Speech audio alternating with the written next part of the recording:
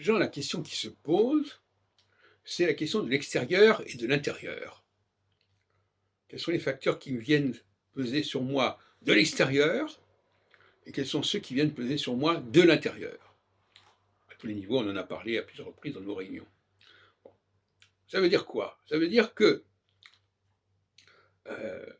si on prend par exemple l'astrologie, est-ce que l'astrologie relève de l'extérieur ou de l'intérieur? On en a déjà parlé, c'est un paradoxe.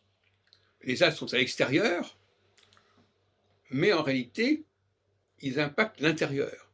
Donc, quelque part, nous les percevons de l'intérieur et non pas de l'extérieur. Aujourd'hui, nous ne regardons pas les astres, mais ce que nous avons en nous, c'est déterminant. Et,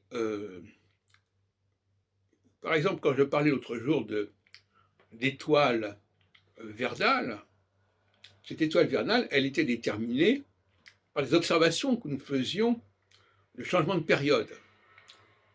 Quand il y avait un changement de période, qu'on pouvait observer concrètement, de facto, pas parce que c'était marqué dans le ciel.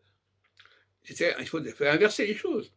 Le changement de période que nous observions sur Terre pouvait déterminer un changement de perception du ciel.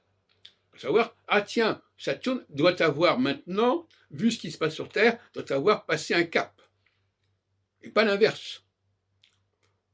Donc il faut avoir une typologie extrêmement claire et nette, repérable. Il faut avoir une ergonomie, c'est-à-dire il faut que l'on puisse dire, tiens, là, il y a un changement de phase, ou tiens, là, il y a un changement de tempérament.